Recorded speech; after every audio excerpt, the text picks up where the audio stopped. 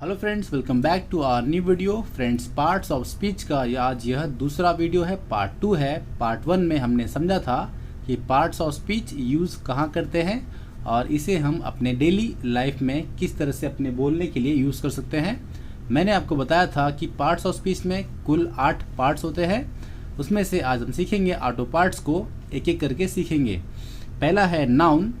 Noun जब हम किसी व्यक्ति, वस्तु या जगह की बात करते हैं तब हम उसका नाम लेते हैं, उसे ही हम कहते हैं। वही नाम संज्ञा कहलाता है, उसे हम नाउन कहते हैं। फ्रेंड्स, यहाँ पर मैंने बात की व्यक्ति, वस्तु और जगह की। तो किसी का भी नाम, जैसे कि राम, यह एक नाम है तो इसे हम संज्ञा कहेंगे, नाउन कहेंगे। रोहन, यह भी एक नाउन है। पुलिस, पुलिस हम कहते किसे हैं? एक ग्रुप होता है जिसे हम पुलिस से संबोधित करते हैं, इसलिए पुलिस भी क्या होगा? नाउन होगा। गंगा एक नदी है, नदी का नाम है, इसलिए गंगा भी क्या होगी? नाउन है। हिमालय, यह एक पर्वत का नाम है, इसलिए हिमालय को भी हम नाउन कहेंगे। अमेज़न नदी का नाम है, ये भी एक नाउन है। ज्ञानोदय विद्या मंदिर, ये एक स्कूल का नाम है, इसलिए इसे हम कहेंगे नाउन। मुंबई, यह एक शहर का नाम है, ये भी होगा नाउन। गोवा नाम है। Table, fridge, bread, rice, gold, mountain, would, ये सब नाम है, इसलिए हम इसे नाउन कहेंगे। फ्रेंड्स, यहाँ पर मैंने एग्जाम्पल लिखा है। मुस्कान एक टीचर है। टीचर कौन है? मुस्कान, ये एक नाम है, इसलिए ये क्या होगा? नाउन होगा। इसे हम हिंदी में संज्ञा कहते हैं।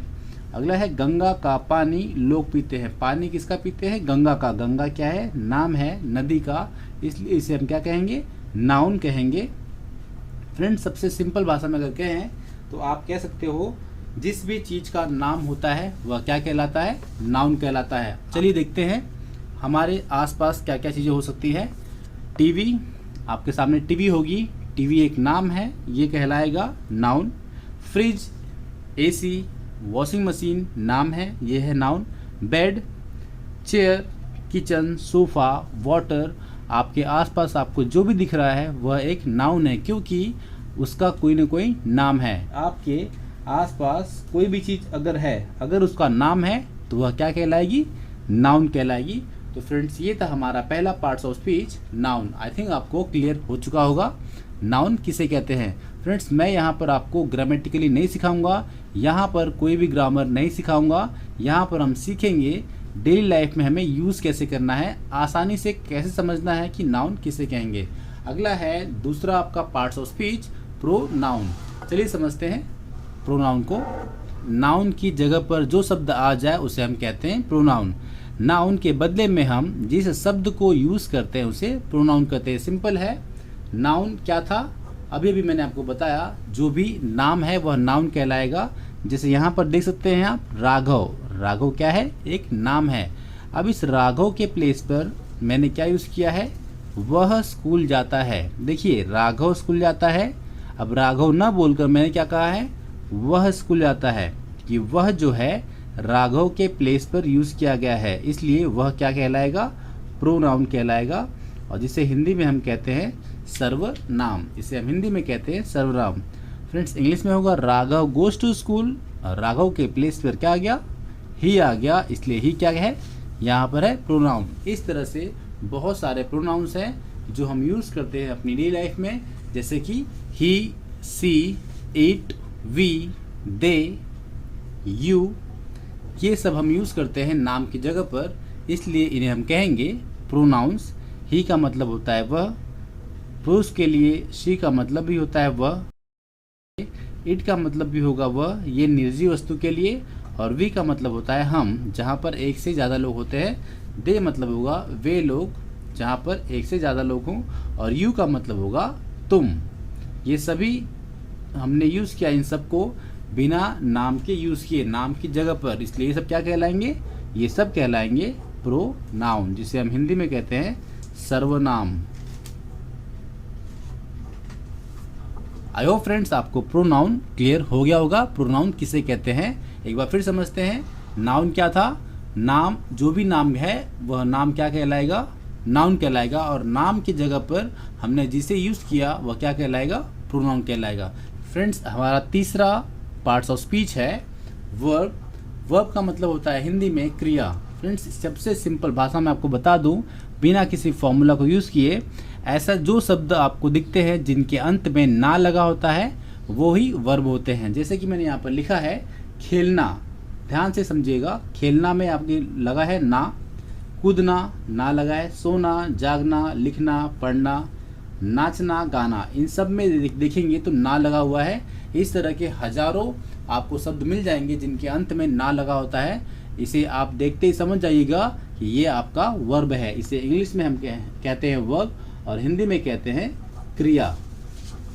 फ्रेंड्स खेलना एक एक्शन है जहाँ पर किसी भी तरह का काम हो रहा है, वह आपको महसूस होगा, दिखेगा। जब 4 लोग दौड़ेंगे फुटबॉल को लेकर तो वहाँ पर एक क्रिया हो रही है, एक्शन हो रहा है, उस एक्शन को हम कहेंगे खेलना। वही है वर्ब आपका। कूदना, एक बच्चा खड़ा है, वह कूद रहा है, वह कोई एक्टिविटी कर रहा है, एक्शन कर रहा है, तो वहाँ पर यह कहलाएगा वर्ब। सोना, जागना, लिखना, पढ़ना, नाचना, गाना, ये सभी क्या हो रही हैं? क्रियाएं हो रही है। इन सभी में एक्शन हो रहा है, इसलिए इसे हम क्या कहेंगे? वर्ब कहेंगे। खेलना को क्या कहेंगे? प्ले, गाना, सिंग। तो फ्रेंड्स ये है इसके इंग्लिश वर्ड्स, इन सभी को हम क्या कहेंगे? वर्ब कहेंगे। आई होप फ्रेंड्स आपको वर्ब समझ में आ गया होगा। इन्हें हम कहेंगे वर्ब। वर्ब का मतलब होता है एक्शन। जब किसी भी काम को करने में एक्शन हो रहा हो, समझ जाइए कि वह क्या हो रही है? क्रिया हो रही है। एग्जाम्पल से समझते हैं। वे लोग नाच रहे हैं। यहाँ पर वे लोग क्या कर रहे हैं? नाच रहे हैं। नाचना क्या है? क्रिया है, एक्शन हो रहा है। They are dancing. यहाँ पर एक्शन क्या हुआ? नाचना, यह काम हुआ है, इसे हम कहेंगे वर्ब। राज फुटबॉल खेल रहा है। राज क्या कर रहा है? खेल रहा है। यहाँ पर प्ले, एक्शन क्या हो रहा है? वर्ब हुआ यहाँ पर play. Raja is playing football. Raja football खेल रहा है। हम गोवा जा रहे हैं। We are going to Goa. यहाँ पर क्रिया क्या हो रही है? जाने की। ये क्या कहलाएगा? आपका वर्ब। और जाने को क्या कहते हैं? गो। इसलिए यहाँ पर आपका वर्ब हुआ गो। फ्रेंड्स एक यहाँ पर नोट मैंने लिखा हुआ है, जब किसी भी तरह का एक्शन हो तब समझ जाइए कि क्या है? वह वर्ब है। एग्जाम्पल मैंने यहाँ पर आपको बता दिया है। इस तरह के बहुत सारे एग्जाम्पल आपको दिख जाएंगे, आप समझ जाइएगा कि ये क्या है? वर्ब है। अगला है हमारा चौथा parts of speech, adverb. Adverb का मतलब होता है क्रिया विशेषण। इसे हम हिंदी में कहेंगे क्रिया विशेषण। जो शब्द क्रिया की विशेषता को बताता है उसे हम कहते हैं एडवर्ब। इसको हिंदी में समझेंगे क्रिया विशेषण। इसमें ही आपको समझ में आ जाएगा कि क्रिया की जो विशेषता को बताए। तो क्रिया जो भी हुई हमने यहाँ पर समझा, अभी क्या क्रिया हो रही थी? वर्ब क्या था? इन्हीं की विशेषता जो बताएगा उसे हम कहेंगे एडवर्ब। एग्जाम्पल से समझते हैं। रोहित धीरे धीरे खा रहा है। अब यहाँ पर रोहित क्या कर रहा है? रोहित खा रहा है, खाने की क्रिया कर रहा है। ये हो गया हमारा वर्ब। अब वर्ब क्या है? खाने का जो काम है वो कैसे हो रहा है? धीरे धीरे। तो ये वर्ब की विशेषता ये है कि वो ये धीरे धीरे हो रही है। तो काम जो है वो काम स्लो हो रहा है, इसलिए हम कहेंगे एडवर्ब। यहाँ पर धीरे धीरे क्या कहलाएगा? एडवर्ब, क्रिया की विशेषता, क्रिया विशेषण। Rohit is eating slowly. यहाँ पर स्लो जो है यह क्या है? एडवर्ब कहलाएगा, क्योंकि ये इसकी विशेषता बता रहा है। अगला एग्जाम्पल समझते हैं। वे लोग जल्दी जल्दी पेपर लिख रहे हैं। वे लोग क्या कर रहे हैं? वे लोग लिख रहे हैं। क्रिया क्या हो रही है यहाँ पर? लिखना। यहाँ पर लिखने का काम जो है यह क्रिया हुई, लेकिन क्रिया की विशेषता ये है कि वो लोग जल्दी जल्दी लिख रहे हैं। कैसे लिख रहे हैं? जल्दी जल्दी। तो ये जो जल्दी जल्दी है ये क्या कहलाएगा? ये कहलाएगा एडवर्ब। दे फास्टली। यहाँ पर जो जल्दी जल्दी है ये हुआ आपका एडवर्ब। तीसरा एग्जाम्पल देखते हैं। वह साफ साफ बोलता है। He speaks clearly. वह साफ साफ बोल रहा है, तो वह बोलता है। यहाँ पर काम क्या हुआ? क्रिया हुई है बोलने की, लेकिन बोलने का काम वो कैसे हुआ है? साफ साफ। तो इस क्रिया, इस वर्ब की विशेषता ये है कि साफ साफ, तो इसलिए यहाँ पर साफ साफ जो है ये क्या कहलाएगा आपका एडवर्ब। इसे हम हिंदी में कहेंगे क्रिया विशेषण। यो फ्रेंड्स, आपको एडवर्ब भी समझ में आ गया होगा। हमारा 5वां पार्ट्स ऑफ स्पीच है, 5th वन, एडजेक्टिव। एडजेक्टिव क्या होता है फ्रेंड्स? एडजेक्टिव हमने अभी भी समझा नाउन के बारे में। नाउन को हिंदी में कहते हैं संज्ञा। जो शब्द नाउन की विशेषता को बताता है वह क्या कहलाता है? एडजेक्टिव। जिस तरह से वर्ब की विशेषता को बताने वाला क्या कहलाता था? एडवर्ब, उसी तरह से यहाँ पर नाउन की विशेषता को जो बताएगा उसे हम कहेंगे एडजेक्टिव। समझते हैं एग्जाम्पल से। फर्स्ट एग्जाम्पल है, विनय एक समझदार लड़का है। देखिए यहाँ पर बात किसकी हो रही है? विनय की। विनय, अब यहाँ पर एक समझदार वर्ड को हटाते हैं तो क्या होगा? विनय एक लड़का है। विनय एक लड़का है, ये विनय की बात है, लेकिन विनय कैसा लड़का है? विनय एक समझदार लड़का है। तो विनय की विशेषता ये है कि वो समझदार है। तो विनय हुआ हमारा नाउन, संज्ञा। अभी विनय की विशेषता की बात हुई, विनय एक समझदार लड़का है, तो समझदार क्या हो जाएगा आपका? एडजेक्टिव। एडजेक्टिव। विनय एक समझदार लड़का है, विनय इज अ सेंसिबल बॉय। यहाँ पर अगला एग्जाम्पल देखते हैं, राधा एक सुंदर लड़की है।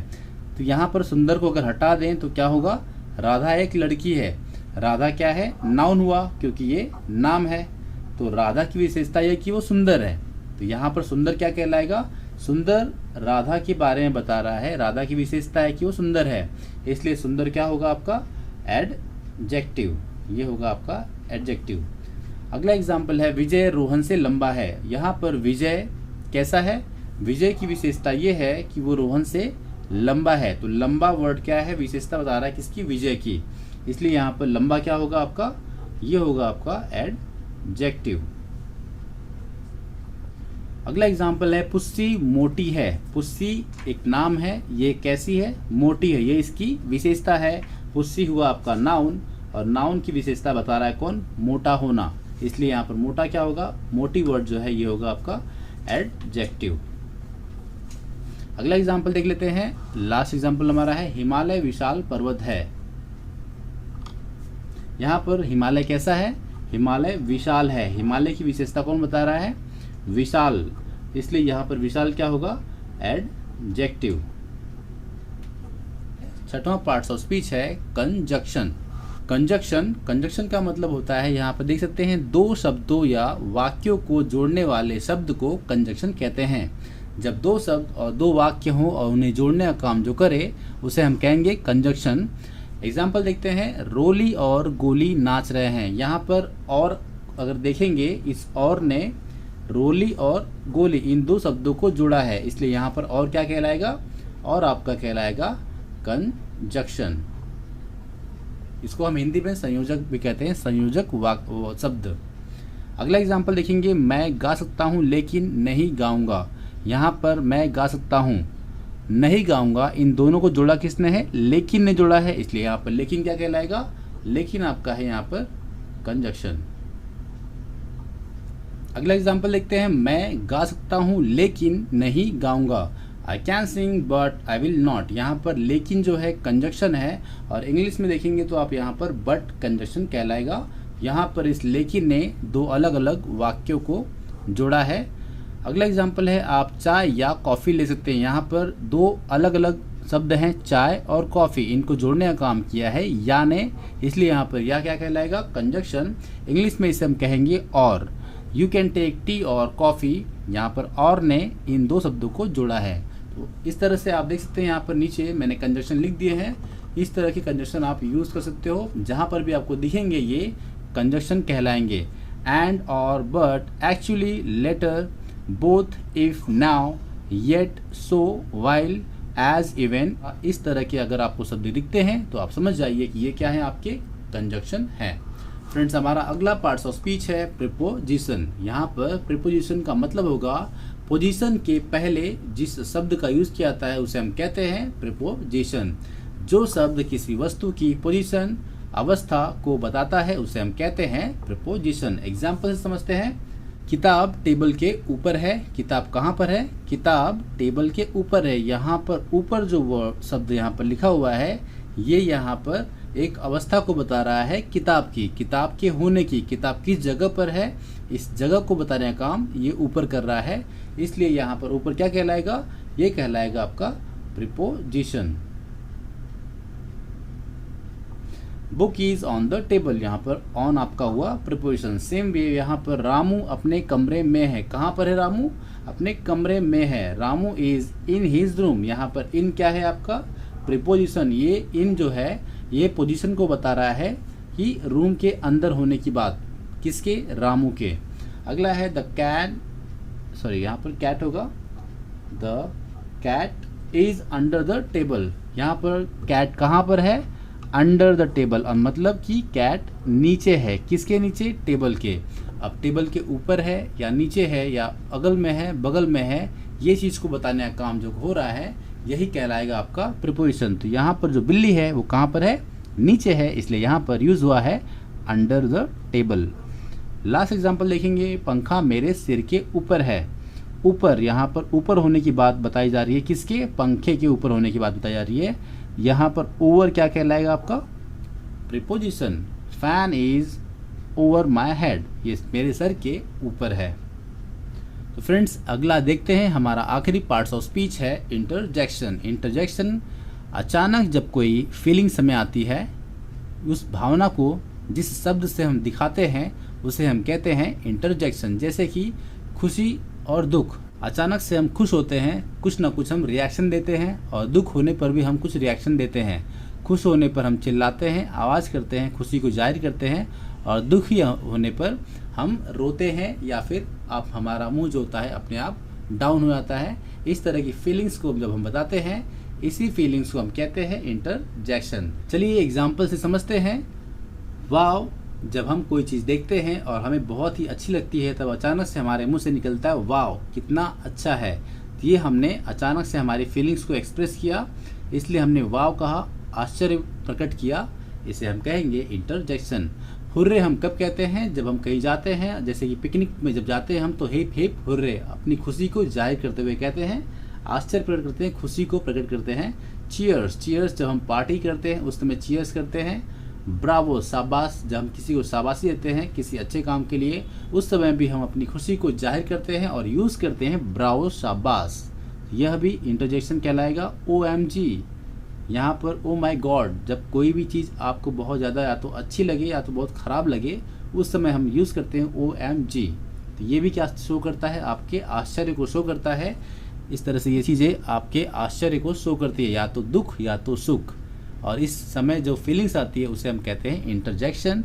आई होप फ्रेंड्स आपको आज पार्ट्स ऑफ स्पीच अच्छी तरह से समझ में आ गया होगा, और आप इसे अपनी डेली लाइफ में कैसे यूज़ कर सकते हो आपको वो भी समझ में आ गया होगा। आपने डेफिनेशंस तो बहुत सारी पढ़ी होगी, लेकिन आपको आज अच्छी तरह से ये समझ में आ गया होगा कि हमें किस तरह से यूज़ करना है। और सेंटेंस जब आप पढ़ोगे तो आपको आसानी से समझ में आ जाएगा कि इस सेंटेंस में नाउन कौन है, प्रोनाउन कौन है, एडवर्ब कौन है, एडजेक्टिव, इंटरजेक्शन, कंजक्शन, प्रीपोजिशन कौन है।